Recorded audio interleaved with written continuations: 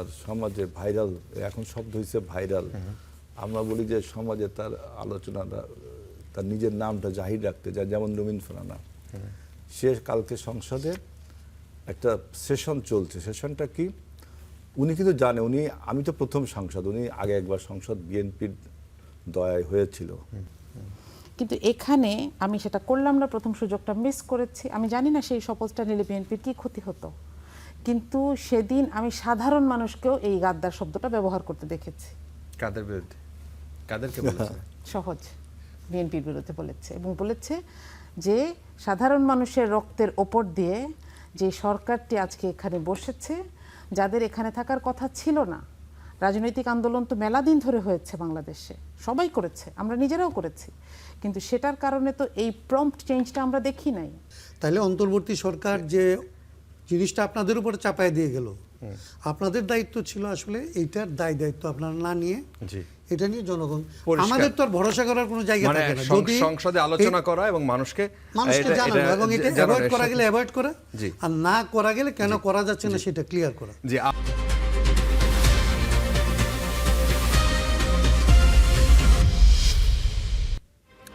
নেতা বদলায়, দল বদলায়, জন্ম নেয় নতুন দল, কিন্তু সাধারণ মানুষের ভাগ্য কি আসলে বদলায়? আশ্বাস আর প্রতিশ্রুতির ভিড়ে আমরা খুঁজবো বাস্তবতার প্রতিফলন। আমাদের কাজ প্রশ্ন করা, দেশ ও মানুষের স্বার্থে প্রশ্ন আমরা করেই যাব। থাকবে মত ও ভিন্ন মতের শ্রদ্ধা। স্টার নিউজের কড়া আলাপে আজকে সঙ্গে ফারাবি হাফিজ।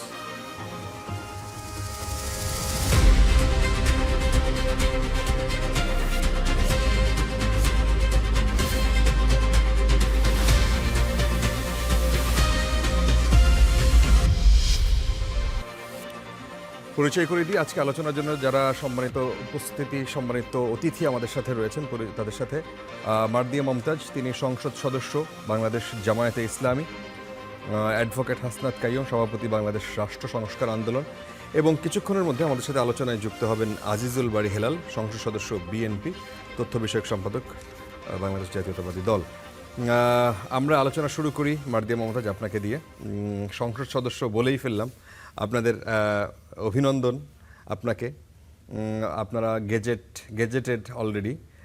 আপনাদের আগামীকাল রাত 9টা, কিছুক্ষণ আগে আমি যখন নিউজ পড়ছিলাম তখন বললাম যে আগামীকাল রাত 9টা সম্ভবত কালকে শপথ অনুষ্ঠান।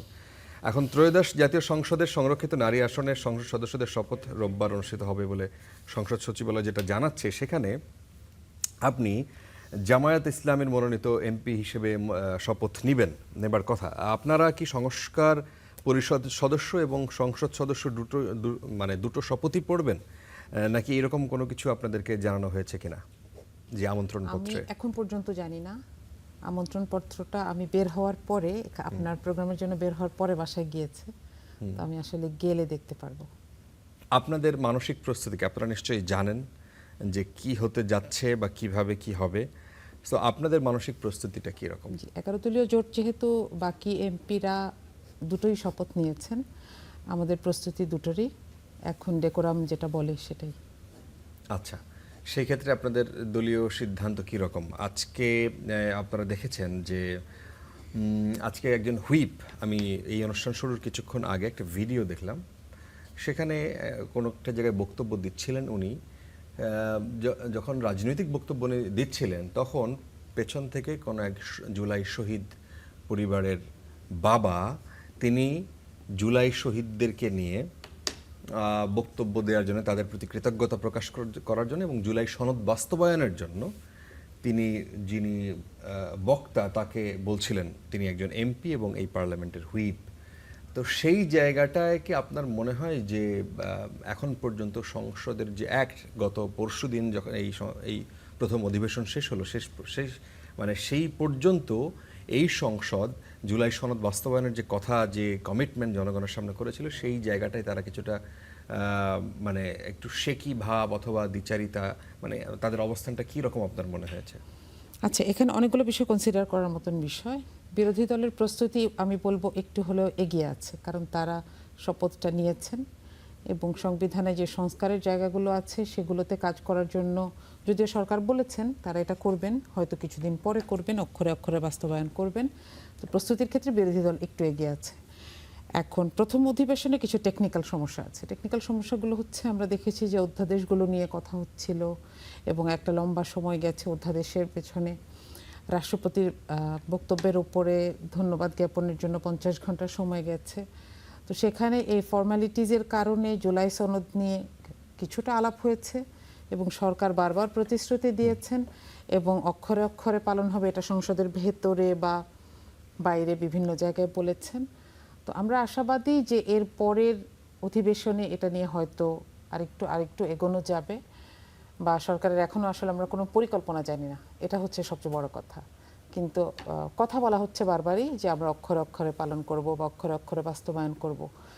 মোটামুটি অবস্থাটা এরকম। আচ্ছা মারদিয়া মমতাজ, আমরা এর আগে জামায়াতের কোনো নেত্রীকে, ধরুন আপনাকেই শুধুমাত্র আমরা টকশোতে পাই বা কথা শুনি বা বোঝার চেষ্টা করি, জামায়াতের আমির যেহেতু নারী নেতৃত্ব নিয়ে একটা কথা যখন বলেছিলেন যে তারা সেইভাবে একদম চূড়ান্ত পর্যায়ে, সেটা জামায়াতের হয়তো নীতিতে বা পলিসিতেই নাই যে এই দলের চূড়ান্ত জায়গায় একজন নারী একটা পজিশনে, সেখানে হয়তো কোনো নারী যেতে পারেন না বা পারবেন না, বা ভবিষ্যতে এটা চেঞ্জ হতে পারে কিনা, এটা সেই বিষয় নিয়েও প্রশ্ন ছিল। তো সেই জায়গায় একজন নারী হিসেবে আপনি সংসদে যাচ্ছেন, সেই জায়গায় আপনাদের প্রস্তুতিটা আসলে কী রকম? আপনার সাথে সহকর্মীরা যারা যাচ্ছেন তাদেরও বা মানসিক প্রস্তুতিটা কীরকম, বা আপনাদের জন্য কোনো সুনির্দিষ্ট ইনস্ট্রাকশন দল থেকে আছে কিনা? আচ্ছা, এখানে একটা ব্যাপার একটু বলে রাখি যে এখানে এক ধরনের বাংলাদেশের মিডিয়ার একটা অলিখিত ডিসক্রিমিনেশন আছে। যারা নিকাব করছেন তাদেরকে হয়তো মেইন স্ট্রিম মিডিয়ায় আমরা দেখতে পাই না। এটা কিন্তু আমাদের পক্ষ থেকে ঝামেলা না, এটা মিডিয়ার পক্ষ থেকে ঝামেলা। নির্বাচনের আগে যেহেতু পাবলিক ডিমান্ড অনেক বেশি ছিল, তখন এই ধরনের প্রোগ্রামগুলোতে আমাদের বেশ কয়েকজন গিয়েছেন। আমাতুল্লাহ শারমিন বলেন, সাবিকুন নাহার মুন্নি বলেন, ডক্টর ফেরদৌস আরা খানম বলেন, তারা গিয়েছেন। এখন নির্বাচনের পরে কিন্তু তাদেরকে আর বলা হচ্ছে না, খুবই মিডিয়া ডাকে না। এক্স্যাক্টলি না, আমরা আপনাদেরকে ডাকি কারণ আপনি কথা বলেন, অনেকে আছেন কথা আমি বলেন। জানি না ওইভাবে আমি ওইভাবে চেষ্টা করি নাই, কিন্তু আপনি কথা বলেন বলে হয়তো আমাদেরও মনে হয় যে আপনাদের আসা উচিত, কিন্তু কোনো কোনো জায়গায় আপনাদের, আসলে আমি ঠিক শিওর না, আমি এই জন্যই বললাম যে অলিখিত। আমার কাছে তো সবাই চান যে সাজেশন চান যে আপা কাকে ডাকা যায়, আমি কিন্তু সাজেস্ট করি, কিন্তু পরবর্তীতে দেখা যায় খুব কম জায়গাতেই হয়তো তারা ডাক পাচ্ছে। এটা একটা বিষয়। এখন এটার জন্য তো আসলে আমি জানি না আসলে কাকে দায়ী করব, এটা একটা কথা। আর আমাদের যে টিমটা রেডি হয়েছে সেটাকে নিয়ে রেগুলার বসা হচ্ছে। এখানে ব্যাকগ্রাউন্ডটা হচ্ছে একজন ভাইস চেয়ারম্যান আছেন বগুড়া থেকে যিনি এসেছেন, আর 8 জনের মধ্যে আপনি জানেন মোট 13 জনের মধ্যে 2 জন এনসিপির, একজন ডক্টর এবং আরেকজন নুসরাত তাবাসসুম নতুন করে এসেছেন। আর জুলাই শহীদের মা আছেন একজন, তিনিও আগে প্রফেশনে ছিলেন। প্রত্যেকে প্রফেশন থেকেই আসছেন মোটামুটি বলা যায়। একজন শহীদের স্ত্রী আছেন, ডক্টর ফয়েজের স্ত্রী আছেন ফেনী থেকে। তো এটা চিন্তা করা হয়েছে আসলে রিপ্রেজেন্টেশন এলাকা ভিত্তিক এবং জোটের বাকি দলগুলোকে একটু স্পেস করে দেওয়ারও একটা নিয়ত ছিল। আর এটা ছাড়া আমরা এখন মোটামুটি একটু পড়ালেখা করার চেষ্টা করছি বাংলাদেশের রাজনীতি নিয়ে জানার। আপনি জানেন যে জামাতে ইসলামের মেইন স্ট্রিম যে সংগঠন, সেখানেই কিন্তু রাজনীতি সচেতনতার বিষয়টি ইনক্লুডেড। আমরা বাংলাদেশের ইতিহাসকে নিয়ে পড়ি, বাংলাদেশের রাজনীতির ইতিহাসকে নিয়ে পড়ি, এক একটা সরকারের শাসনামল নিয়ে পড়ি, এবং এটা সিস্টেমেটিক পাঠচক্র হয়। আচ্ছা, সেই আমি গতকাল বা তার আগের দিনও আমরা এই প্রোগ্রামে আমি জিজ্ঞেস করেছিলাম অতিথিদের কাছে, যেহেতু মানে অনেকের ধারণা জামায়াত, আপনি এখন যেভাবে বললেন যে হ্যাঁ গতানুগতিক রাজনৈতিক দল এই পাঠচক্রটা হয়তো কম করে, জামাত একটু বেশি করে। একাডেমিক আলোচনা বা একাডেমিক্যালি তাদের এক ধরনের সিলেবাস থাকে, যে সিলেবাসে তাদের এক একটা টায়ার এক একটা জায়গায় যায়। সেই জায়গায় জামায়াতের কাছ থেকে যে প্রত্যাশা ছিল এই সংসদে, আপনি আপনার জায়গা থেকে বলবেন যে সেই জায়গায় সংসদ সদস্য যারা জামায়াতের পক্ষ থেকে যে 68 জন আছে, তারা কি প্রপারলি তারা জবাব দিতে পেরেছে সংসদের সামনে? ধরেন যতগুলো ইস্যু এসছে, সংসদীয় যে আচরণ, সংসদীয় যে বিধি বিধান, সেই জায়গায় জামায়াতের পারফরমেন্স, তাদের সদস্যদের পারফরমেন্স যথেষ্ট মানে প্রত্যাশা অনুযায়ী ছিল? না, এখানে একটা বিষয় একটু গুরুত্বপূর্ণ, সেটা হচ্ছে প্রথম অধিবেশন কিন্তু অনেক স্ট্রাকচার থাকে, আমি আপনাকে আগে বলছিলাম, এবং লোডেড উইথ ফর্মাল ওয়ার্কস। তারপরেও এখানে নোটিশ নিয়ে আসা কিংবা কোনো একটা বিষয়, একটা বিলের ব্যাপারে মতামত দেওয়া, এটার ব্যাপারে আমরা সচেতন বক্তব্য দেখেছি। আর একটা ব্যাপার হচ্ছে আমাদের বেশ কয়েকজন আছেন তারা লম্বা সময় দেশে ছিলেন না, হয়তো জুলাই আন্দোলনের সময় বা তার পরে দেশে এসেছেন। তো এইটা একটা প্রিপারেশন পিরিয়ডও আমরা ধরতে পারি, কিন্তু এটাকে আমি এত এত দ্রুত পারফরমেন্স বিচার করে ফেলার মতন অবস্থায় মনে হয় আমরা যেতে পারি নাই। কিন্তু যথেষ্ট যৌক্তিকভাবে তাদের বক্তব্য উপস্থাপনের ক্ষেত্রে আপনার কাছে মনে যে হয়েছে কজন তারা কথা ঠিক বলেছেন ছিলেন? আমার কাছে মোটামুটি তো প্রশংসাযোগ্য মনে হয়েছে, প্রশংসা করার মতো। সো জামাতকে আপনি 100-র মধ্যে কত লেটার মার্কস দিবেন, নাকি আরো একটু কম কম দিবেন, মানে বিরোধী দল হিসেবে প্রথমবারের মতো সংসদ, সুতরাং না এখানে একটা ব্যাপার গুরুত্বপূর্ণ। দেখেন, সংসদের তো প্রত্যেকটা কথা একটা সিস্টেম্যাটিক, যে কোনো ধরনের মন্তব্য করার জন্য একটা পয়েন্ট অফ অর্ডার থেকে শুরু করে একদম একটা বিলের জন্য কিভাবে কথা বলতে হবে বা নোটিশ দিতে হবে, সেই নোটিশটা আগে দিতে হবে না পরে দিতে হবে, এগুলো তো একটা ট্রেনিং এর বিষয়, শুধু পড়লে হয় না। জি। এবং যেহেতু বিরোধী দল সহ সরকারি দলেও এবার 75%-এর চাইতে বেশি সংসদ সদস্য হচ্ছেন ফার্স্ট টাইম, এই অনভিজ্ঞতাটা কিন্তু দুই পক্ষেই আছে। এক পক্ষে হয়তো বলছেন, একজনকে স্পিকার ডেকেছেন, তিনি দাঁড়িয়ে বলছেন আমি তো চাই নাই, হুইপ ভুল করেছেন, এটা দুই পক্ষেই হয়েছে। তো আমাদেরকে সেগুলোকে একটু এক্সকিউজ করতে হবে, তাই না? এই ট্রেন্ড আপ হওয়ার সময়টাকে তো দিতে হবে। এত দ্রুত হয়তো আমরা জাজমেন্টে চলে যাওয়া উচিত না। কিন্তু আনুষ্ঠানিকভাবে বিএনপি তো ওয়ার্কশপের আয়োজন করেছিল, জামায়াতকে এই ধরনের ভেতরে ভেতরে কোনো প্রস্তুতি আপনাদেরকে জি নিয়ে জি, কোনো ওয়ার্কশপের আয়োজন ছিল এবং এইটার ব্যাপারে তো মিডিয়ায়ও কথা বলা হয়েছে। আচ্ছা, অনেক ধন্যবাদ। আমরা আসতে চাই অ্যাডভোকেট হাসনাত কাইয়ুম। এই যে অধিবেশন শেষ হলো, এই অধিবেশনে বেশ কিছু বিল সামনে এসেছিল, বিশেষ করে জুলাই সনদ বাস্তবায়ন সংক্রান্ত ইস্যু নিয়ে সবচাইতে বেশি আলোচনা হয়েছে এবং এটা নিয়ে ব্যাপক রকমের কথাবার্তা হয়েছে। তো সেই জায়গাটায় আজকে আমরা দেখলাম যে স্থানীয় সরকার পল্লী উন্নয়ন ও সমবায় মন্ত্রী মির্জা ফখরুল ইসলাম আলমগীর তিনি আজকে বলেছেন যে জুলাই সনদের প্রত্যেকটি জায়গায় আমরা ছিলাম, কিছু জায়গায় নোট অফ ডিসেন্ট দিয়েছি, স্বাক্ষরও করেছি। তাই তিনি বলছেন এখন অবলীলায় বলা হচ্ছে সবটাই করতে হবে। উচ্চকক্ষে পিআর পদ্ধতি ও সংবিধান সংস্কার পরিষদের বিষয়ে আমরা একমত হইনি। তিনি বলছেন যারা নির্বাচিত হবেন তারা সংবিধান সংস্কার পরিষদ করবেন, এমন সিদ্ধান্তে বিএনপি কখনোই একমত ছিল না। এই ঐকমত্য কমিশনে আপনিও ছিলেন, আপনি গেছেন সেখানে তাদের আমন্ত্রণে। বিএনপি কি কখনো সংবিধান সংস্কার পরিষদ করবে বলেছে? মানে আপনাদের সামনে কিংবা গণভোট প্রশ্নে যারাই ওখানে ছিলেন অনেকেই বলেছেন যে বিএনপি এই গণভোট প্রশ্নে বিএনপির প্রস্তাব ছিল এটা। এই বিষয় নিয়ে আপনি আপনার মতামত যদি আমাদেরকে জানান। দুইটা প্রশ্ন তো আপনার, বা দুইটা তিনটা প্রশ্ন। আমি একটা বলি যে গণভোটের ব্যাপারটা, হ্যাঁ গণভোটের ব্যাপারটা বিএনপির প্রায় তাদের প্রস্তাবনাই বলতে পারেন, এবং তারা গণভোটটাকে ওইভাবেই ব্যাখ্যা করার চেষ্টা করছিল যে গণভোটটা, কারণ পরবর্তীতে জুলাই সনদ বাস্তবায়ন হবে কি হবে না, এইটা নিয়ে এক ধরনের সন্দেহ মানে বিএনপির বাইরে অন্যান্য রাজনৈতিক দলের মধ্যে ছিল। সেই জায়গা থেকে পরবর্তী সংসদ যাতে আসলে জুলাই সনদ বাস্তবায়ন করতে বাধ্য থাকে, সেই বাধ্যবাধকতা কিভাবে তৈরি করা যায় এটা নিয়ে ধরেন বিভিন্ন রকমের পর্যালোচনা হয়েছে, এবং সেই পর্যালোচনার একটা অংশে ধরেন এটা গণভোটের প্রস্তাবটা এসছে, এবং বিএনপি গণভোটের প্রস্তাবে একমত ছিল বা প্রস্তাবকারী তারা। বিতর্ক ছিল গণভোট আগে হবে না পরে হবে না ওই দিন হবে এগুলি নিয়ে। অতএব এইটা যখন তারা বলে যে আমরা গণভোটের ব্যাপারে আমাদের প্রস্তাব ছিল, এটা তারা সঠিক কথাই বলছে।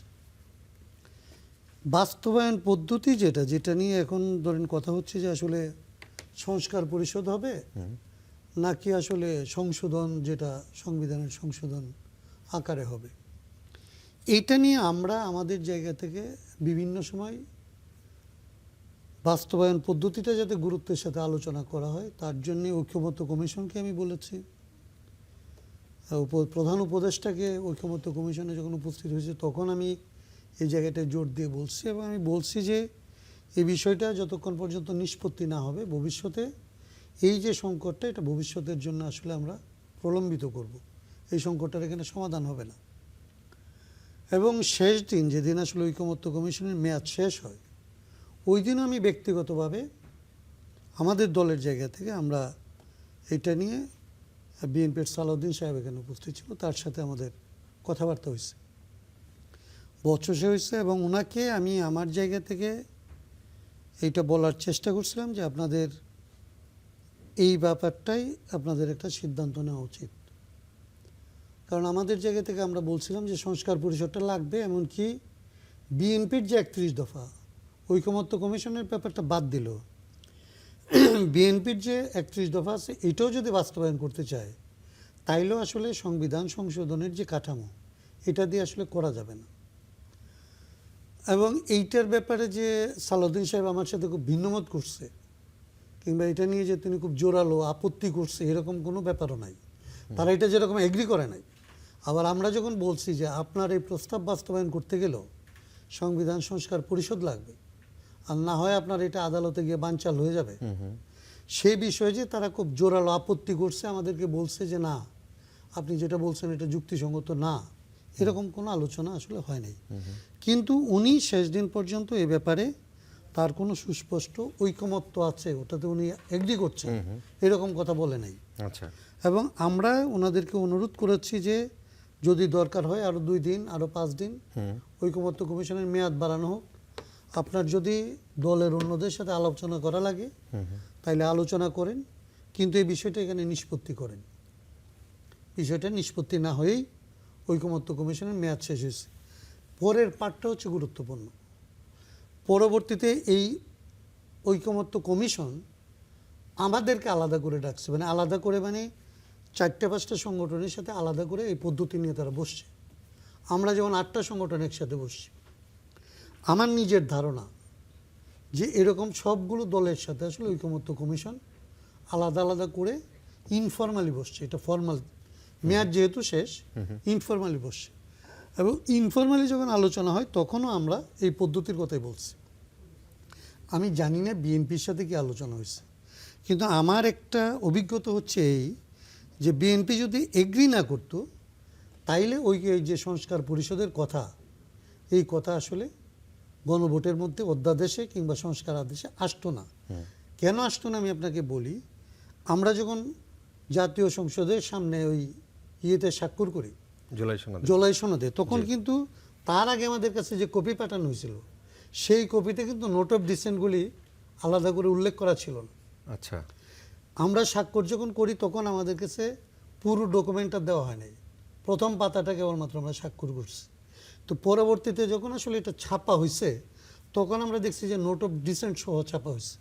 আমরা যখন এটা ঐকমত্য কমিশনের কাছে জানতে চাইছি তখন তারা আমাদেরকে বলছে যে বিএনপিকে কোনোভাবে এতে এগ্রি করানো যাচ্ছিল না, সেই জন্যে ঐকমত্য কমিশন এই নোট অফ ডিসেন্টগুলি প্রত্যেকটা পয়েন্টের পেছনে এটা উল্লেখ করতে বাধ্য হয়েছে। আমার এই অভিজ্ঞতা থেকে আমি বলতে পারি যে ওইটা যদিও তারা তাদের রাজি হয় নাই বলে এইভাবে এসছে, এই অধ্যাদেশ এবং এই যে আদেশ এইটাও যদি বিএনপি ইনফরমালি যখন আমরা বসছি এরকম বসায় যদি তারা জোরালে আপত্তি করতো তাইলে এটা আসতো না। আচ্ছা, আরেকটা কথা বলে আমি শেষ করি। জি, এবং এইটা আমি যেটা বললাম এটার আরেকটা কারণ আমি বলছি যে গতকালকে যখন আসলে সালাউদ্দিন সাহেব জি, সংসদে আলোচনা করতে যে বলছেন যে এরকম এটা বাতিল করছে, আমরা যখন জিজ্ঞেস করছি তখন বলছে বামরা আপত্তি করছে এই জন্য আমরা বাদ দিয়ে দিচ্ছি। তো উনি এটার কনক্লুশন ড্র করছে এইভাবে যে আমরা মনে করছি যে আসলে এখানে নির্বাচনটা যদি এগুলিতে আমরা এগ্রি না করি তাহলে নির্বাচনটা হবে না, সেই জন্য আমরা অনেকগুলো বিষয়ে এগ্রি করে গেছি। আমার নিজের ধারণা এই কথাটা স্পষ্ট না, কিন্তু এই কথার ভেতরে আমি যে অভিজ্ঞতাটার কথা বললাম এটা আসলে যুক্ত আছে। আচ্ছা আচ্ছা, তাহলে এই জায়গায় আপনি কি বললেন যে স্বরাষ্ট্রমন্ত্রী আরেকটি কথা বলেছিলেন যে গণভোটের 4টা অপশনের মধ্যে উনি বলেছিলেন 3.5টা ঠিক, বাকিটুকু কোথা থেকে যে নাজিল হয়েছে সেটা বিএনপি জানে না। মানে আপনারা জানতেন না, আমরা জানতাম না। আপনারাও জানেন না? আচ্ছা, আমাদের সাথে অতিথি হিসেবে যুক্ত হয়েছেন আজিজুল বাড়ি হেলাল, আপনাকে স্বাগত জানাচ্ছি। এই বিষয়টা নিয়ে আমরা আলোচনা করছিলাম যে গত পরশু যখন এই অধিবেশন শেষ হয় আপনি তখন ছিলেন সংসদে এবং স্বরাষ্ট্রমন্ত্রী বললেন যে যদি নির্বাচন হতে দেয়া না হয় কিংবা কোনো কারণে বাধাগ্রস্ত হয় সেই জন্য আপোষ করে জুলাই সনদে সই করেছে। আপনারা কি এই বিষয়টা, এবং একই সাথে তিনি আরেকবার বলেছিলেন যে গণভোটের যে 4টা অপশনের 3.5টা ঠিক, বাকিটুকু কোথা থেকে নাজিল হয়েছে সেটা বিএনপি জানে না। মানে এই জায়গাটার সাথে আপনাদের অবস্থানটা একটু স্পষ্ট করবেন যে আপনারা এই জুলাই সনদ বাস্তবায়ন কি কতটুকু করবেন, কতটুকু করবেন না, এই বিষয়ে বিএনপির কি সুস্পষ্ট কোনো সিদ্ধান্ত হয়েছে কিনা? ধন্যবাদ। দেখেন, এটা একটা, এই কোশ্চেনটা এখন এত আলোচনা হচ্ছে, ক্লিশে মনে হয় আমার কাছে, গতানুগতিক, কিন্তু ইম্পর্টেন্ট। জুলাই সনদের এভরি ওয়ার্ডস, ইভেন পাংচুয়েশন, আপনার dot, comma, semicolon, everything will be fulfilled. July সনদের ব্যাপারে নো কম্প্রোমাইজ। এবং জুলাই সনদের ব্যাপারে বিএনপির আপনি কর্ডিয়ালিটিও দেখছেন। কিন্তু আপনারা যে আলোচনাটা করছেন যে সেটা হলো যে জুলাই সনদ বাস্তবায়ন আদেশ, এই জুলাই সনদ বাস্তবায়ন আদেশ নিয়ে অন্তত বিএনপি বা অন্য বিএনপির সাথে কথা হয়নি, হাসনাত কায়েম ভাইদের সাথে কথা হয়েছে কিনা আমি জানি না, এনসিপির সাথে কথা হয়েছে কিনা আমি জানি না, জামাতের সাথে কথা হয়েছে কিনা, আমাদের সাথে কোনো আলোচনা হয়নি। আমরা সেজন্য বলেছিলাম যে এই আদেশটা হলো অন্তহীন প্রতারণার একটা দলিল। এখন এই প্রতারণা কে কার সাথে করলো? এইটা কনসেনসাস কমিটি। কারণ এই জুলাই সনদে আপনি দেখেন, এই আদেশে তিনি বলছেন যে জুলাই সনদ সংবিধান সংস্কার, সংবিধান সংশোধন উইদিন ব্র্যাকেট সংবিধান সংস্কার গণভোট অধ্যাদেশ বাস্তবায়ন আদেশ। এই যে হেডলাইনটা, তার মানে কি সংবিধান সংশোধন করতে হবে। জুলাই সনদের যে 84টা অনুচ্ছেদ আছে, এই 84টা অনুচ্ছেদকে যদি আপনি ইমপ্লিমেন্ট করতে চান তাহলে 1 থেকে 47 পর্যন্ত যে কটা অনুচ্ছেদ সেটাকে আপনাকে সংবিধান অ্যামেন্ডস করতে হবে। মানে section, subsection, article, sub article, everything এগুলো আপনাকে অ্যামেন্ডস করতে হবে। এই জন্য সংসদ গতকালকে একটা সংবিধান সংশোধনী কমিটিও করেছে। সেখানে বিএনপির 6 জন, জামাত থেকেও 6 জনের নাম, মানে বিরোধী দল থেকে 6 জনের নাম চাওয়া হয়েছে, তারা এটা অবজার্ভ করবে। এবং আজকে জামায়াত পরিষ্কার বলেছে এবং এনসিপি বলেছে তারা এখানে কমিটিতে তাদের লোক দিবে না। তাহলে জুলাই সনদের পরে, তার মানে আপনার জুলাই সনদের পরে আপনার আন্তরিকতাটা কম। জুলাই সনদ নিজে বলছে যে 1 থেকে 47 পর্যন্ত আপনাকে বাস্তবায়ন করতে হলে you have to amends some article and sub articles and section, subsection, এগুলো অনুচ্ছেদ করতে হবে। আর 48 থেকে 84 পর্যন্ত আপনাকে নির্বাহী আদেশে, অর্ডিন্যান্স দ্বারা, আপনার বিধি দ্বারা, আইন দ্বারা করা যায়। এটা জুলাই সনদ নিজেই বলছে। এখন এই তাদের বক্তব্যটা হলো যে আপনি জুলাই সনদে মানে সংবিধান সংস্কার পরিষদ কেন করলেন না? জি, সংবিধান সংস্কার পরিষদ করার কি কথা কি জুলাই সনদে লেখা আছে? নেই। জুলাই সনদে নাই? নাই, শুনে দেখেন হাসনাত কায়েমের কাছে নেই, আচ্ছা, লেখা নেই, এটা আদেশে আছে। আচ্ছা, ওই যে সংবিধান সংশোধন উইদিন ব্র্যাকেট সংবিধান সংস্কার, এই যে আপনার আলী রিয়াজ সাহেবের একটা বিরাট শব্দের খেলা, উনি এমন এক কাজ করে থুয়ে গেছে এই আদেশটা দিয়ে। সেইখানে আপনার সংবিধান যদি সংশোধন করেন, আপনাদের মতামত ছাড়াই আমরা কিন্তু প্রেস ব্রিফিং করেছি এর বিরুদ্ধে। যেটা আমরা যে আদেশ যখন জারি হয় তার পরের দিনই আমরা প্রেস ব্রিফিং করেছি, প্রত্যেকটা টেলিভিশন দেখুন প্রেস ব্রিফিং করেছি। এখন আপনি যেটা বলছেন যে আমরা প্রেস ব্রিফিং করেছি কিন্তু প্রেশার দিলাম না কেন, হাসনাত কায়েম ভাই রাইটলি বলেছেন যে এই যে নির্বাচন নিয়ে যেটা আনসার্টেনিটি তৈরি হয়েছিল, আপনারা সবাই জানেন, যেদিন নির্বাচন 11ই ফেব্রুয়ারি টেলিভিশন থেকে বলা হচ্ছে, সমস্ত চ্যানেল থেকে, সমস্ত মিডিয়া থেকে, সমস্ত রাজনীতিবিদ থেকে, ইভেন আমরা যারা ইলেকশন করছি আমরাও বলছি আসলে কি ইলেকশনটা হবে, এখনো তো সমস্যা রয়ে গেল, অমুক তমুক অনেক ষড়যন্ত্র। মানে ইলেকশনটা এত আনসার্টেনিটি করেছিল, সেই ইলেকশনকে সার্টেইন করার জন্য আমরা বলছি ঠিক আছে, এই কৌশল পলিটিক্স কি, পলিটিক্স এটা একটা কৌশল থাকবেই। তার মানে এইটা না যে জনগণের সাথে কেউ কৌশল করেছে। জনগণ বলছে যে you have to implement the July charter. আচ্ছা, এটা তো ঠিক। How to implement it is said in আপনার জুলাই চার্টার বলেছে। ওনারা যারা এই আপনাদের এই বিষয়ে নিয়ে সমালোচনা করেন তারা বলেন যে তাহলে গণভোটের সিদ্ধান্তটা কিভাবে আসলো? গণভোটে তারা এই প্রস্তাব আপনি খুব ঠান্ডা মাথায়, একটু অত পেঁচাপেচি না করে গণভোটটা কেন করলাম আপনি বলেন। আমি আপনাকে বিশ্বাস করি না, আপনি আমাকে বিশ্বাস করেন না, কিন্তু we both are committed to do that work, but I believe that you will not do this. এটাই তো, আপনিও একই রকম বিশ্বাস করছেন, আমি এটা করবো না। এই জন্য আমরা তৃতীয় কি জনগণের একটা উইলকে আমরা গ্যাদার করলাম, যে জনগণও বলছে জুলাই সনদ you have to implement. That's why we hold referendum হলো, সেখানে হা জয়যুক্ত হলো, আমরা সবাই ক্যাম্পেইন করলাম হার পক্ষে, হা জয়যুক্ত হলো, মানে আপনার জুলাই সনদের 84টা জিনিস বাস্তবায়ন করতে হবে, কি মোরালি, এথিক্যালি, নট লিগালি। এটা আরেকটা প্রশ্ন, আমি এত আলোচনা যাব না।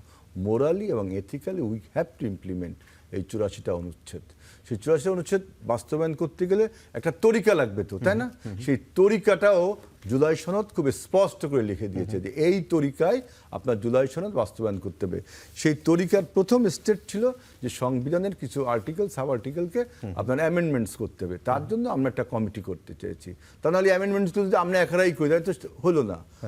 অ্যামেন্ডমেন্টে সবাই মিলে করব। আপনি আমি এখন জানি না, আপনি বললেন যে জামাত আর এনসিপি এই আনওয়াইজ সিদ্ধান্তটা নিয়েছে, দ্যাট মিনস জুলাই সনদের সাথে এটা চতুর্থ গাদ্দারি হচ্ছে। প্রথম গাদ্দারি হয়েছে যে জুলাই সনদ আপনারা কেউ সিগনেচার করতে চাননি। দ্বিতীয় গাদ্দারি হয়েছে জুলাই সনদে বলা ছিল 23 আর্টিকেলসে যে you have to take the deputy speaker from the opposite bench.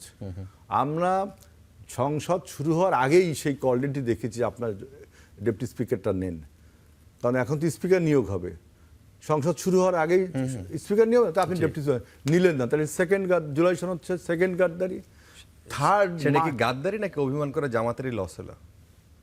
এখন পলিটিক্যাল ভাষাটা হয়তো আমার শক্ত হয়ে গেছে, আমি এই ভাষাটাকে আরো নরম করতে, মাইল্ড করতে বলি। এখন একটা মাইল্ড কথা বলি, তাহলে হয়তো ইয়ে যাবে। মাইল্ড যেটা আমি বলছি যে আরেকটা অনুচ্ছেদ ছিল যে প্রত্যেকটা রাজনৈতিক দলকে 5% নারী প্রতিনিধি দিতে হবে। একমাত্র দল জামাত একটাও দেয়নি। তাহলে আপনি যে বলেন মানুষের কাছে মিস ইনফরমেশন দেন, আমি তো ডিসইনফরমেশন, যে জুলাই সনদ আপনারা আসলে মানে সো টু সে বলেন, মানে এক ধরনের একে ইসলামের পরিভাষায় বলে কি জানেন?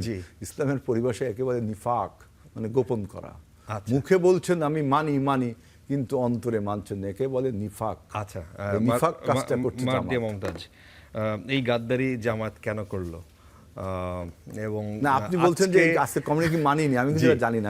আমি কিছুক্ষণ আগে যখন নিউজ পড়লাম তখন দেখলাম যে জামাত এবং এনসিপি থেকে এই যে সংবিধান মানে এই যে সংসদে যে আলোচনাটা প্রস্তাবটা বিএনপি পক্ষ থেকে করা হয়েছিল, সেই জায়গায় কোনো সদস্য সেই কমিটিতে জামায়াত এবং এনসিপি দিবে না।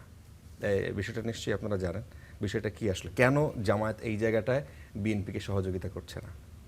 আচ্ছা, আমার মনে হয় গাদ্দারি শব্দটা ঠিকই আছে, কিন্তু ভুল দিকে অ্যাপ্লিকেশন হচ্ছে।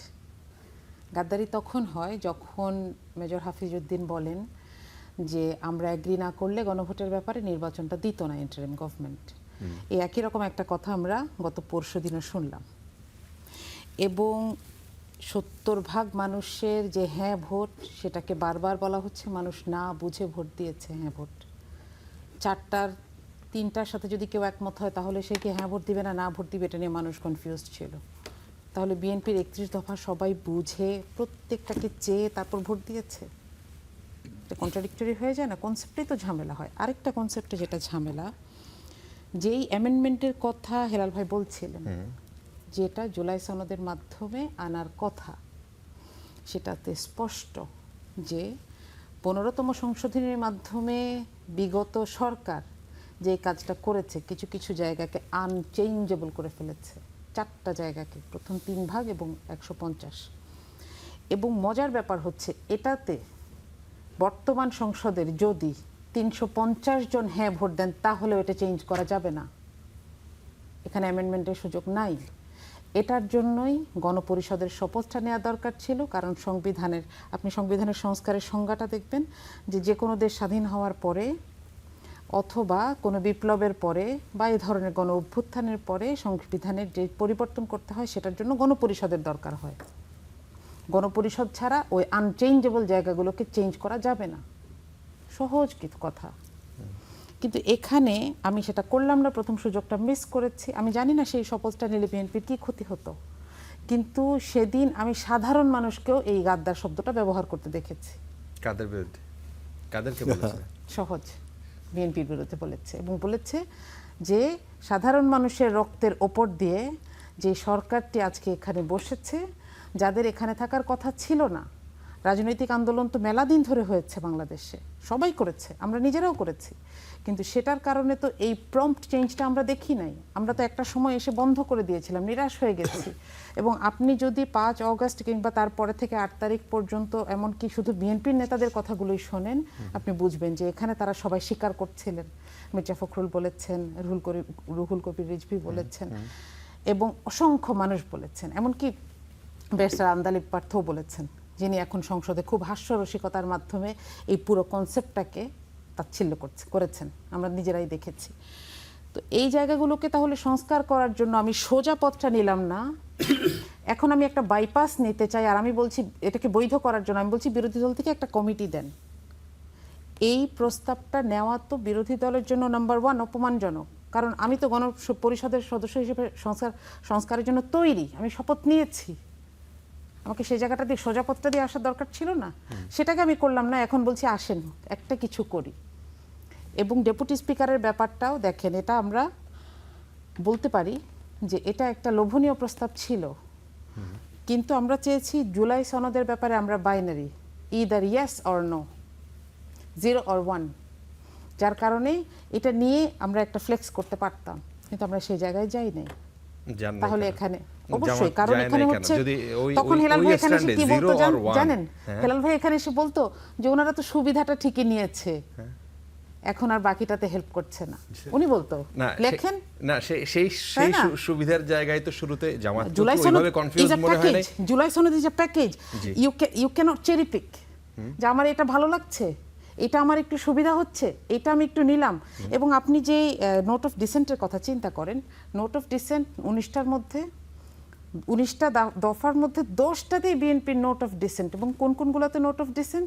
যেই যে জায়গাগুলোতে ক্ষমতাকে একটু চেক অ্যান্ড ব্যালেন্স দেওয়া যায়, উচ্চকক্ষের স্ট্রাকচার, প্রধানমন্ত্রী এবং দলীয় প্রধানের পজিশন, এগুলো নিয়ে বিএনপির ঝামেলা, আপত্তি, ঠিক আছে, মানা সত্ত্বেও তো আমরা এগিয়েছি। কিন্তু এখন গিয়ে আমরা কি দেখতে পাচ্ছি, গণপরিষদের সংস্কারের যে গণপরিষদের শপথটা নিলে কি ক্ষতি হতো আমাকে যদি বুঝায় বলেন। এখানে কি গাদ্দারি লুকিয়ে নাই? এখন আমি গাদ্দারি করে আমি আরেকটা দিয়ে আমি এটাকে ঢাকার চেষ্টা করলে বাংলাদেশের মানুষ মনে হয় এখন আর এত বোকা না।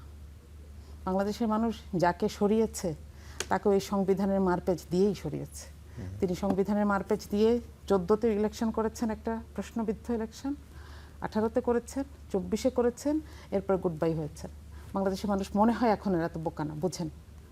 এবং আমি মনে করি যে এটাকে গাদ্দারি না, বরং এখানে দ্বিমত করার মাধ্যমে ইতিহাসের সাথে বেইমানির একটা জায়গা থেকে নিজেদের পজিশনকে আলাদা করে নিয়েছে 11 দল। আচ্ছা আচ্ছা, অনেক ধন্যবাদ। আমরা এই বিষয়ে কি আপনি কোনো কমেন্ট করতে চান অ্যাডভোকেট হাসনাত কাইয়ুম? আমরা আরেকটু একটু আমি 1 মিনিট যেটা বলতে চাই যে আসলে এইখানে আমরা যেটা দেখছি আর কি, যে হেলাল ভাইয়ের পার্টি হোক, মারদিয়াদের পার্টি হোক, কিংবা এখানে অনুপস্থিত আছে, প্রবলেমটা হয়েছে যে আমরা যখন আসলে এই জায়গাগুলিতে বসছিলাম কিংবা আসলে পরিস্থিতিটা যখন তৈরি হয়েছিল, তখন আমরা সবাই মিলে বাংলাদেশের জনগণের জন্য আগামীর যে বাংলাদেশ হবে, সেই বাংলাদেশে এই রকম ঘটনার পুনরাবৃত্তি হবে না, আর কোনো একজন হাসিনা হবে না, কিংবা এরকম একটা হাসিনা তন্ত্র তৈরি হবে না, এরকম একটা মানসিকতা নিয়ে বসছিলাম। কিন্তু ক্রমশ আমরা যেটা অবজার্ভ করছি, প্রত্যেকের নিজের দলীয় স্বার্থটাকে কিভাবে আসলে প্রোটেক্ট করা যাবে এবং কারা ক্ষমতায় গেলে কী রকমের আচরণ করতে হবে, সেই জায়গা থেকে ক্রমশ দলীয় স্বার্থটাকে বড় করে জাতীয় স্বার্থের জায়গাগুলিকে ছোট করা হয়েছে। ফর এক্সাম্পল আজিজুল বারী যেটা বলতেছিলেন, ধরেন আমি আবারও বলি 31 দফায় ধরেন, 31 দফা তো ওনাদের প্রস্তাব, 31 দফার একটা প্রস্তাব হচ্ছে আপার হাউস হবে, আপার হাউস পিআর হবে কি হবে না এটা নিয়ে তর্ক আছে। আপার হাউস তো বিএনপির প্রস্তাব। এখন আপার হাউস যদি আপনি করতে চান তাইলে সংশোধন আকারে এবার করার কথা বলতেছেন তো আজিজুল বারী, সংশোধনী আকারে এটা করলে বাংলাদেশের অভিজ্ঞতা হচ্ছে যে এই সংশোধনীগুলি টিকবে না আদালতে গেলে, কারণ বেসিক প্রিন্সিপাল বলে একটা থিওরি, এগুলি আজ থেকে প্রায় ধরেন ইন্দিরা গান্ধীর আমল থেকে এটা শুরু হয়েছে, সাবকন্টিনেন্টে এটা এখন এস্টাবলিশড একটা প্রিন্সিপাল। আপনি সংবিধানের মৌলিক কাঠামো সংশোধন করে পাল্টাইতে পারবেন। এখন ওনারা যদি ওনাদের প্রস্তাবের প্রতি আন্তরিক হয় তাহলে তো এমন একটা পদ্ধতির কথা ভাবতে হবে যে পদ্ধতিটা ওনাদেরকে ভবিষ্যতে ওনাদের করা প্রস্তাবটা টিকবে, সাস্টেন করবে। এখন এই জায়গাটার মধ্যে ওনাদের আপত্তি কেন হচ্ছে? আপত্তি হচ্ছে আরেকটা চতুরতা করতেছে। ওনাদের দুই দলের কথা বললাম আমি, এর বাইরে ঐক্য কমিশন একটা চাতুরি করছে। ঐক্য কমিশন ওনাদেরকে বাধ্য করার চেষ্টা করছে যে আপার হাউস হবে এবং আপার হাউস পিয়ার হবে, এইটাকে গণভোটের মধ্যে অন্তর্ভুক্ত করছে। গণভোটের হানার মধ্যে বিএনপি কিছুতেই আপার হাউস পিয়ারে যাবে না, আর ঐক্যবদ্ধ কমিশন আসলে পিয়ার ওইখানে ইনসার্ট করছে। 3.5টার কথা বলছে না, যে আধাটা নিয়ে আসলে প্রস্তাব সমস্যা, সেটা হচ্ছে আপার হাউস পিয়ার কিংবা মারদিয়া যেটা বললো, এরকম একটা দুইটা জায়গা। আমাদের প্রশ্নটা হচ্ছে এরকম, যেটা আসলে হেলাল কিংবা আসলে পার্টি বলল, সেইটা ঐকমত্য কমিশন যদি সেই চালাকি করে থাকে, সেটা কার সাথে কার স্বার্থে সেই চালাকি, বা তারা কারা ছিল? আমি ওই জায়গাটাই বলতেছি, তারা তো দলীয় কোনো পরিচয়, আমি ওই জায়গাটাই বলতে চাইতেছি। আমি যে জায়গাটা বলতে চাইতেছি যে এইটা যদি ধরেন চালাকি হয় তাহলে এটার দুইটা প্রবলেম আছে। একটা হচ্ছে যে ওনারা বলছে যে আমরা একটা নোট অফ ডিসেন্টের মতো আমরা একটা প্রেস কনফারেন্স করে বলছি যে আমরা এগুলিতে নাই, কিন্তু আলটিমেটলি ওনারা তো 3.5টার কথা বলে সমর্থন করেন নাই। ওনারা পুরো গণভোটটাকেই সমর্থন করে কিন্তু নির্বাচনের আগে পর্যন্ত দলের চেয়ারম্যান পর্যন্ত কথা বলছে। তার মানে আপনার ত্রুটি বিচ্যুতি সমেত আপনার ইচ্ছার বাইরেও তো আপনি এটাকে মেনে নিচ্ছেন। এবং কেন মেনে নিচ্ছেন এবং মেনে নিলে কি হয়? বিএনপির হয়তো ধরেন ইগোতে একটু লাগে, কিন্তু দেশ কিংবা জনগণের এমন কোনো ক্ষতি হয় না যেটা ধরেন বিএনপির একেবারে মারাত্মক একটা ক্ষয়ক্ষতির ভেতর দিয়ে যে তারপর এটা পূরণ করতে হবে। তার মানে আমি বলতেছি যে যদি ঐকমত্য কমিশনের চাতুরি কিছুটা থাকে, চতুরতা থাকে, এটা তাদের ব্যক্তিগত কোনো স্বার্থের ব্যাপার না।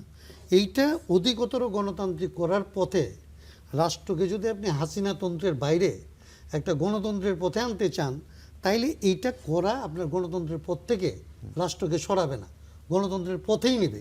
আপনি হয়তো এই মুহূর্তে এতটা পর্যন্ত যাইতে রাজি না বলে কি আপনি বাংলাদেশকে এত মানুষের যে আত্মত্যাগ, এটাকে আসলে আপনি ধূলিসাৎ করে দেওয়ার জায়গায় নিয়ে যাবেন? সেটা তো আপনি পারেন না, কারণ আপনিও প্রমিস বাউন্ড, আপনিও আসলে অঙ্গীকার করছেন। আচ্ছা আচ্ছা, আমরা আরেকটা প্রসঙ্গে একটু কথা বলতে চাই, বাণিজ্য চুক্তি নিয়ে। আজকে গণতান্ত্রিক অধিকার কমিটির সদস্য অধ্যাপক আনু মোহাম্মদের একটা লেখা, সেখানে উনি বলেছেন যে বর্তমান প্রধানমন্ত্রী তারেক রহমান সবসময় বলেছেন যে সবার আগে বাংলাদেশ। এটা বলেই তিনি শুরু করেছেন বাংলাদেশে এসে, প্রথম দিনই বলেছেন সবার আগে বাংলাদেশ। যুক্তরাষ্ট্রের সঙ্গে যে চুক্তি, সেই চুক্তিটাতে দেখা যাচ্ছে যে সরকার সবার আগে যুক্তরাষ্ট্র, এই নীতি অনুযায়ী চলছে।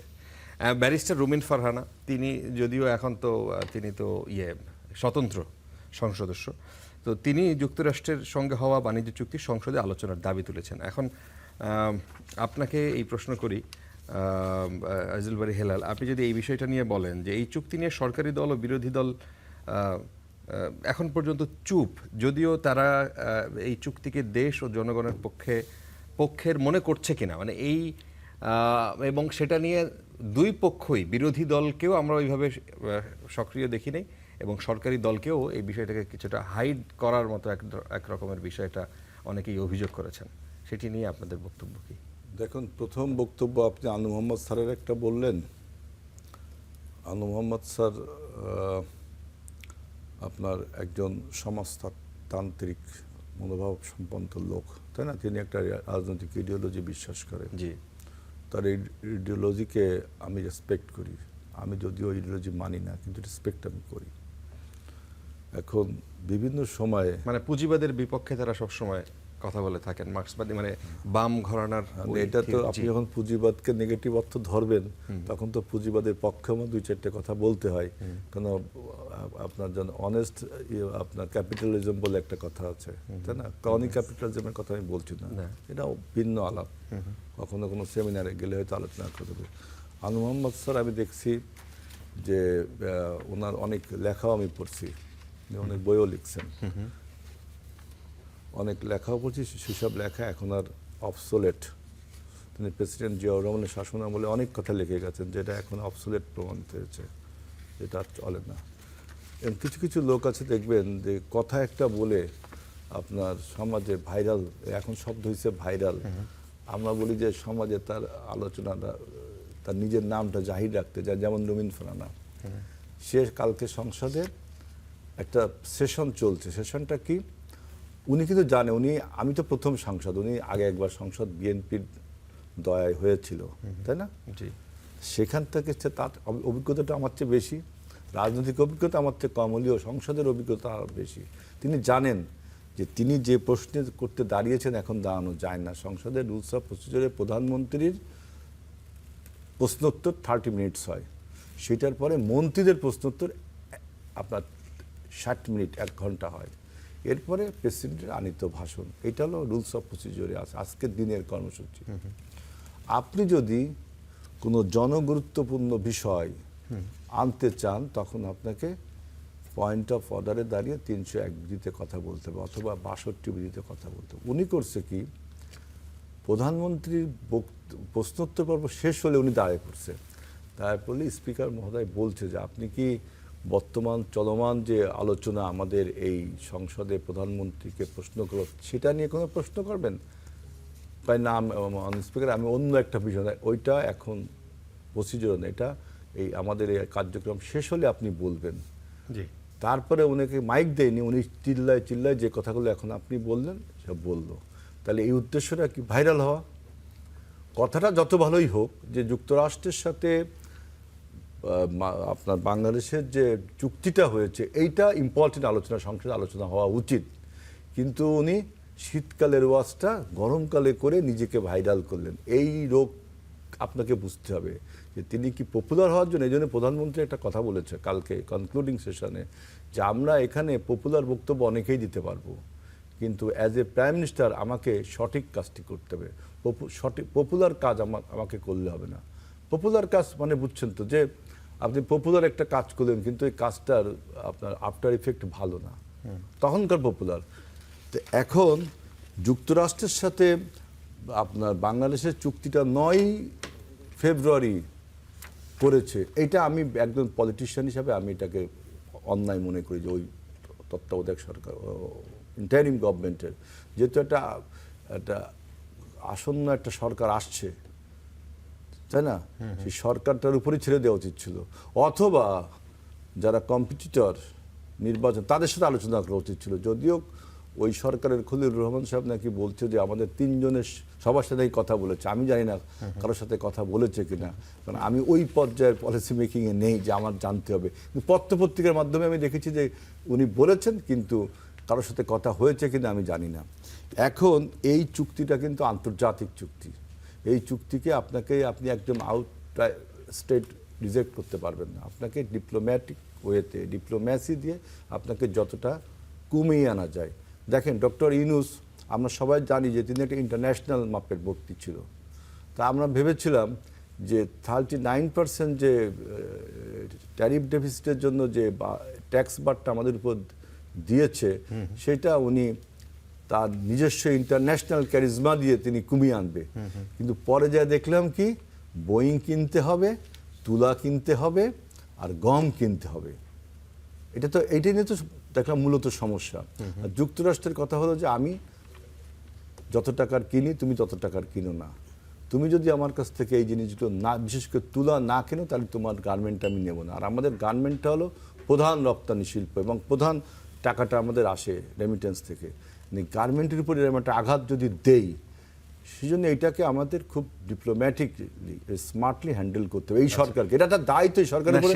সেই স্মার্টলি হ্যান্ডেল করার জন্যই এইটা অনেকেই মনে করেন যে আগের যিনি নিরাপত্তা উপদেষ্টা ছিলেন, পরবর্তী তিনি পররাষ্ট্র মন্ত্রী হলেন বিএনপি সরকারের, এবং সেইখানে অনেক কিছুর ব্যত্যয় ঘটিয়ে এবং অনেক সমালোচনার পরও তিনি এই জায়গাটায় কি ব্যত্যয় ঘটলো? ব্যত্যয় ঘটানো যে একজন, যে কথাটা মানে সবচাইতে বেশি প্রতিষ্ঠিত, যে একজন যিনি দায়িত্বে ছিলেন রেফারির, তিনি সেই রেফারির দায়িত্বে থাকা অবস্থায় সে পরবর্তীতে এক দলের, জয়ী দলের সে একজন প্লেয়ারের মতো একটা ট্রফি সেও হাতে নিয়ে নিল।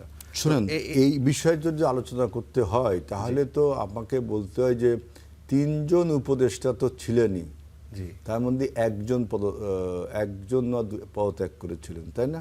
জি। এই দোষে তো এখন বক্তব্য হলো যে নিরাপত্তা উপদেষ্টা, জি, তিনি যখন ছিলেন তখন আমরা তার পদত্যাগও দাবি করেছিলাম, করেছিলাম না? জি, কেন তার পদত্যাগ দাবি করেছিলাম? আমাদের যে তখন যে পররাষ্ট্রনীতিটা ছিল, বাংলাদেশের পররাষ্ট্রনীতি ছিল friends to all, malice two naan. The BNP do not believe this theory. আমরা নতুন করছি সবার আগে বাংলাদেশ, মানে বাংলাদেশের স্বার্থটা আমি আগে দেখব, কে বন্ধু কে শত্রু এটা ইম্পর্টেন্ট না, এখন আগে বাংলাদেশের স্বার্থটা আগে দেখব। এই জন্য আমরা মোড় ঘুরিয়ে দিলাম। খলিলুর রহমান সাহেব এটা মানেনি, উনার সেই friends to all, malice two নান। তিনি যখন বুঝলেন যে আসলে থিওরি এখন এইটা হওয়া উচিত, তখন তিনি আমাদের দলে, মানে আমাদের এই সরকারে আমরা তাকে নিলাম, তাই না? তিনি তার যখন থিওরি থেকে চেঞ্জ হয়ে আসলেন, ওই আগের থিওরি থাকলেন না, তখন আমরা তাকে নিলাম। এখন আপনি যদি তাকে বলেন সে পুরো নির্বাচনটা কন্ডাক্ট করেছে, তাহলে তো এটা তো অন্যায় হবে। তিনি কি পুরো নির্বাচনটা কন্ডাক্ট করলেন? নাহিদ ইসলাম কি পুরো নির্বাচন কন্ডাক্ট করেছিল? না আসিফ মাহমুদ সজীব ভুঁইয়া কন্ডাক্ট করেছিল? না আপনাদের ওই যে আরেকজন আছে, ভুলে গেলাম, মাহফুজ আলম, তিনি কন্ডাক্ট করেছেন নির্বাচন কমিশন, সরকার এবং আমাদের ল এনফোর্সিং এজেন্সিস। সুতরাং এই দোষ দেওয়া ঠিক হবে না যে একজন রেফারি, উনি কিন্তু রেফারি কিন্তু 10 জন থাকেন, রেফারি থাকে একজন। যদি আপনি প্রকৃত সঠিক অর্থে রেফারি ব্যবহার করেন, তাহলে বলতে হবে ডক্টর ইউনূস। তারপর যদি লাইন্সম্যান হিসেবে ধরতে চান, তাহলে আপনি নির্বাচন কমিশনারগুলোকে বলতে পারেন, তাই না? সুতরাং আমরা বলছি যে এই বাণিজ্যিক চুক্তিটা বাংলাদেশের পক্ষে কতটুক, বিপক্ষে কতটুক, এইটাকে আরো ডিবেট হওয়া উচিত। এটা বলছে যে কি জানো, নন ডিসক্লোজার একটা অ্যাক্ট বলেছে। আমি মনে করি ডিসক্লোজ করা উচিত এবং এটা সংসদে আলোচনা হওয়া উচিত। এবং এটা মনে রাখতে হবে, আমাদের প্রধান রপ্তানি খাত গার্মেন্ট শিল্পের সাথে প্রচুর মানুষ জড়িত, তাদেরকে ক্ষতিগ্রস্ত করা কখনোই ঠিক হবে না। এটা ডিপ্লোম্যাটিক্যালি স্মার্টলি হ্যান্ডেল করতে হবে। আচ্ছা, মার্দি মমতাজ, আপনার কাছেও ঠিক একই প্রশ্ন, যে তৎকালীন নিরাপত্তা উপদেষ্টা বিএনপির জামায়াতকে জানিয়ে এই চুক্তি করা হয়েছিল। জামায়াত অবশ্য খলিলুর রহমানের এই দাবি নাকচ করেছে। সংসদেও আমরা জামায়াতকে এই বিষয় নিয়ে কোনো উচ্চবাচ্য করতে দেখলাম না। সেটা কি জামায়াতের পলিসি, নাকি এটা হওয়া উচিত ছিল, জামায়াত করে নাই? বাণিজ্য চুক্তি নিয়ে আলাপের ব্যাপারটা আমি আপনাকে বলেছি যে প্রথম অধিবেশনের অনেকগুলো এজেন্ডা ছিল। আমি জানি না এটা সেখানে ছিল কিনা বা এটা সেখানে ঢুকানোর সুযোগ ছিল কিনা। আমি তো সেই পর্যায়ের কাজ করি নাই, তো হয়তো এটা নিয়ে আপত্তি আছে এবং কথা বলা হয়েছে দলীয় পর্যায়ে বিভিন্ন সময়ই। এবং জনাব খলিলুর রহমানের এই কথাটাকে আসলে তাকেই ব্যাখ্যা দিতে হবে যে তিনি আসলে এটা যদি সেই ডিসক্লোজারটা আসে, তাহলে কার কার সাথে কথা বলা হয়েছিল তাকে তো সেটা বলতে হবে। এটা আসলে আমার মনে হয় সেখান থেকে শুরু হওয়া উচিত। আর প্রথম অধিবেশনে এটা এজেন্ডার মধ্যে ছিল কিনা এটা আমি আসলে বলতে পারছি না। আচ্ছা, না আপনারা কি এই চুক্তিকে দেশের স্বার্থ রক্ষা করে এই চুক্তি হয়েছে বলে মনে করেন? আমি অ্যাজ আ হোল কোনো মন্তব্য করতে চাই না, এটা হয়তো আমার দল বলতে পারবে। না, অ্যাজ এ সাধারণ মানুষ এইভাবে আপনার মন্তব্য আসতে পারে। দলীয় সবসময় তো দলীয় প্রতিনিধিত্ব আপনারা সব জায়গায় করেন না। এখন এটা একটা ওপেন টক শো, এটা ডেফিনেটলি এটা সংসদীয় যে শব্দ আপনি বলবেন সেটাই যে আপনাকে এক্সপান্স করতে হবে, অথবা সেটাই আপনার ডকুমেন্টেড থাকবে, ব্যাপারটা এরকম না। কিন্তু সেই জায়গায় আপনি বলতে পারেন যে আমার এটা ফিল্ড না, আমি হয়তো এটা খুব ভালো বুঝবো না। আচ্ছা, এই জন্য আমি মন্তব্য করছি না। আসলে ওইটা চিন্তা করে বলি নাই, ওই ডেকোরাম চিন্তা করে বলি নাই। আচ্ছা, মানে দেশের অর্থনীতি যারা বিশেষজ্ঞ তারা অনেকেই এই চুক্তিকে দেশের স্বার্থ বিরোধী চুক্তি বলে থাকেন, বলছেন। সেই জায়গায় জামায়াত এটা আসলে কি ভাবছে সেটা আপনার কাছে প্রশ্ন ছিল। আচ্ছা, যাই হোক, এই প্রশ্ন যেহেতু আপনি অত ভালো মানে আপনার ফিল্ড না, সেটা আপনি স্কিপ করতে চাইছেন। অ্যাডভোকেট হাসনাত কাইম, আপনি যদি এই বিষয়টা নিয়ে বলেন যে এটা কি টেকনিক্যালি তারা এই দুটি দলই অ্যাভয়েড করেছে, নাকি পরের এজেন্ডায় হয়তো থাকবে? এবং সবচেয়ে এই যাবৎকালের বিমান কেনার, প্লেন কেনার সবচেয়ে বড় চুক্তিটি আমরা দেখলাম যে গত 40,000 কোটি টাকা ব্যয়, হ্যাঁ, তো 14টা প্লেন কেনার চুক্তি হলো, মানে প্রাথমিক বাস্তবায়ন শুরু হলো আর কি। সেই জায়গাটা আপনারা কিভাবে দেখছেন? এটা আমাদের জন্য দুর্ভাগ্যজনক একটা ঘটনা হিসেবে আমি দেখি। যে ধরেন আজিজুল বারী হেলাল তো বললেন যে আমি এটা আশাবাদ ব্যক্ত করতে চাই যে উনি যখন মনে করেন যে আসলে এটা সংসদে আলোচনা হওয়া দরকার, আমি মনে করি বিএনপির মধ্যে এরকম আজিজুল বারী হেলালের মতো অনেক দেশপ্রেমিক মানুষ আছে যারা আসলে এই সংবিধান অনুযায়ী এটা আসলে আলোচনা হওয়ার ব্যাপার। তো সংবিধানের 145 এক ধরনের বাধ্যবাধকতা তৈরি করছে। তো এটা তো এখন একটা, ওনারা তো আসলে সংবিধানের খুব অনুসরণকারী দল হিসেবে প্লে করছে। তো আমি এটা মার্দিয়ার সাথে যেটা ভিন্নমত করব সেটা হচ্ছে যে এইখানেই আসলে এটা অত্যন্ত জনগুরুত্বপূর্ণ বিষয় ছিল, এবং দুনিয়াতে এই সময় এটা ছিল আসলে ভালো সময়, যে সময় অন্যরাও এরকমের চুক্তি বাতিল করছে আন্তর্জাতিক পরিসরে। আমাদের পাশেরই দেশগুলির সাথে যাদের সাথে চুক্তি হয়েছে এরকম পরিস্থিতিতে তারপরে তাদের সুপ্রিম কোর্টের যে অবস্থান নিয়েছিল এবং দুনিয়া জুড়ে তাদের যে অবস্থা হয়েছে, তাতে এই চুক্তি বাতিল করার জন্য একটা খুব ভালো সময় আসলে যাচ্ছে। আমি এই জায়গাটা হারানোটাকে আমি আমাদের জন্য একটা দুর্ভাগ্য মনে করি, এবং এরকম চুক্তির ভেতরে আসলে যে অন্তর্বর্তী সরকার ঢুকলো এটাকে তাদের একটা দুরভিসন্ধি মনে করি।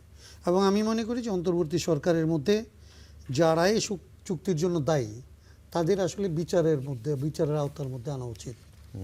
কারণ তারা এটা বাণিজ্য চুক্তির আড়ালে দেশের সার্বভৌমত্বকে আসলে নস্যাৎ করার চুক্তি করছে। আমি আজিজুল বারী হেলালের সাথে একটু যুক্ত করতে চাই। আমি ধরেন পুঁজিবাদের সব কিছু খারাপ, আমি আন মোহাম্মদের মতো এরকমভাবে ভাবি না, কিন্তু পুঁজিবাদের মধ্যেই ন্যায্য বাণিজ্যের একটা ব্যাপার আছে। পুঁজিবাদী ব্যবস্থার মধ্যেই আসলে দুনিয়া জুড়ে এখন যে দুনিয়া চলে, দুনিয়ার যে বাণিজ্য, এখানে ফ্রি ট্রেডের ব্যাপারটা আছে।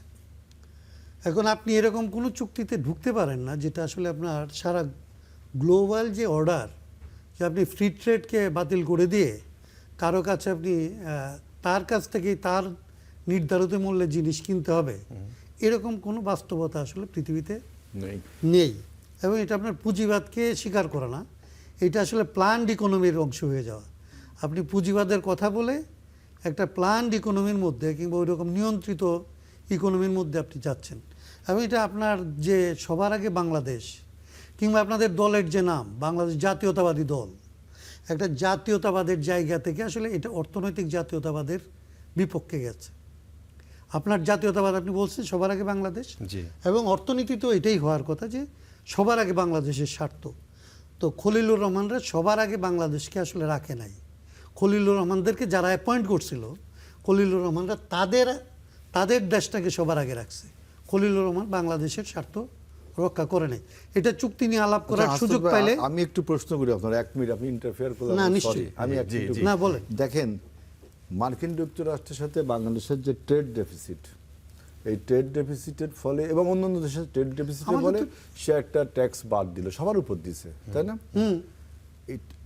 ইদানিং আপনার মার্কিন যুক্তরাষ্ট্রের কোর্টে তার এইটা হয়েছে, কিন্তু এর আগে পর্যন্ত এই ট্যাক্স বার কমানোর জন্য, তাই না, ট্যাক্স বার কমানোর জন্য আসলে বাংলাদেশের কি করা উচিত ছিল? যদি বলে যে আমি গার্মেন্ট নিব না, আপনি কি করতে পারেন? আমি আপনাকে বলি গার্মেন্টস, আমি একটু আপনাকে বলি না, আমি কোনো উচ্চবিলাসী সমাধানের কথা ভাবি না, আমি কোনো কাল্পনিক সমাধানের কথা ভাবি। বাংলাদেশের সাথে আমেরিকার যে আসলে গার্মেন্টস বিজনেস, আমাদের গার্মেন্টসের 8 to 10% আমরা ওইখানে রপ্তানি করি। আমাদের সবচেয়ে বড় বাজার ইউরোপ। আপনি যে এক্সাম্পলটা সেট করলেন যে আমেরিকাকে আপনি যেই রেটে তার সাথে আপনি বাণিজ্য করতে গেলেন, এই কথা যদি আপনাকে ইউরোপীয় বাজার বলে, আপনার তো গার্মেন্টস টিকাইতে পারবেন না, আপনি নাই হয়ে যাবেন। সো আপনি যখন বার্গেইন করেন, আপনার তো রাখতে হবে যে আসলে এই আমার গার্মেন্টসকে টিকাইতে হবে। এবং আপনার ট্রেড ডেফিসিয়েন্সি তো আমার ইন্ডিয়ার সাথে ধরেন, আমার চীনের সাথে ধরেন, আমেরিকার সাথে আমার বাণিজ্য কত বড়, তার চেয়ে তো অনেক বড় বাণিজ্য আমার চীনের সাথে, তার চেয়ে তো অনেক বড় বাণিজ্য আমার আসলে ইন্ডিয়ার সাথে। তো ওরা তো আমরা তো ওদের সাথে কিছুই করতে পারি। আমরা তো বলতে পারবো না যে তোমার যে এত কিছু কিনি আমি, আমার কাছ থেকে এটা না কিনলে তোমার কাছ থেকে নিতে পারবো, কারণ আমরা ওই পজিশনে নাই। আমরা ওই পজিশনে নাই, আমি আপনার সাথে একমত যে আমরা ওই পজিশনে নাই, কিন্তু আমরা এই পজিশনে আছি যে আমরা বার্গেইন করতে পারি। এবং সবচাইতে বড় যে আপনি আপনার জায়গা থেকে বিএনপির চিন্তা করে, জামাতে ইসলামী তারা যদি আসলে বাংলাদেশপন্থী রাজনীতি করে, এটা যদি আসলে তারা এস্টাবলিশ করতে চায়, তাইলে কিন্তু তাদের দায়িত্ব ছিল এইটা সংসদে এনে তাদের উপর অন্তর্বর্তী সরকার কি চাপায় গেছে এটা জনগণকে বলা। কিন্তু যখন আপনি এটা করেন না, তখন আসলে খলিলুর রহমান যে আলাপটা করে যে আপনাদের কনসেন্ট নিয়ে তারা এটা করছে, তখন এটা আসলে মানুষের সামনে স্পষ্ট হয়। আচ্ছা, এবং এটা কোনোভাবেই আসলে আমাদের আসলে ভরসা আমি বলি করার কি, জায়গা আসলে থাকে না। ব্যক্তির উপরে দোষারোপ না, আমি না ব্যক্তি- করে খলিলুর আমরা অন্তর্বর্তী সরকারের কথা বলছি। সরকার 9 তারিখে কেন এই চুক্তিটা করলো? অন্তর্বর্তী সরকারের কথাই বলছি আমি, যে ধরেন আমি ব্যক্তির কথা না ধরি, তাহলে অন্তর্বর্তী সরকার যে জিনিসটা আপনাদের উপরে চাপায় দিয়ে গেল, আপনাদের দায়িত্ব ছিল আসলে এইটার দায়িত্ব আপনারা না নিয়ে জি, এটা নিয়ে জনগণ, পরিষ্কার। আমাদের তো আর ভরসা করার কোনো জায়গা মানে থাকে না। যদি সংসদে আলোচনা করা এবং মানুষকে জানানো এবং এটা অ্যাভয়েড করা গেলে অ্যাভয়েড করা, জি। আর না করা গেলে কেন করা যাচ্ছে না সেটা ক্লিয়ার করা। জি, আমাদের যদি এটা না হয় তাহলে সংসদের উপর আমাদের আস্থা, অ্যাডভোকেট হাসান আমাদের আপনাদেরকে হাতে প্রতিনিধি করে পাঠায় আমরা আসলে কি চাই? হাতে সময় শেষ। আমার কাছে একটা প্রশ্ন ছিল, ওই প্রসঙ্গ নিয়ে আলোচনাই করতে পারলাম না, যে আজকে ছাত্রলীগের ঝটিকা মিছিল হয়েছে ঢাকা বিশ্ববিদ্যালয় এবং সেখানে দুজনকে আটক করা হয়েছে। আমার মনে আছে আমরা এর আগে চ্যানেল 24-এ একটা টক শোতে আজিজুল ওলি হেলাল আজকে এখানে বসা, তাকে সেই সময় টক শোতে আমরা খুঁজে পাইতাম না এবং তাকে একবার পেছনের দরজা দিয়ে আপনাকে বের করতে হয়েছিল। তো সেই জায়গায় সেই একই ছাত্র দল, স্বেচ্ছাসেবক দল, যুব দল, সেই ঝটিকা মিছিল, ছাত্র শিবির সেই সময় ঝটিকা মিছিল যেভাবে করতো, সেই অবস্থাটা আবার ফেরত আনার চেষ্টা করছে ছাত্রলীগ কোনো মতে। সেই জায়গায় আপনাদের পলিসি কি বা আপনারা কি ভাবেন সেটা নিয়ে জানার ইচ্ছা ছিল। তো আজকে আর সময় নাই, আপনাদের তিনজনকে অসংখ্য ধন্যবাদ। দর্শক, আজকে করা আলাপ এই পর্যন্তই। অনেক ধন্যবাদ যারা এতক্ষণ আমাদের সাথে ছিলেন।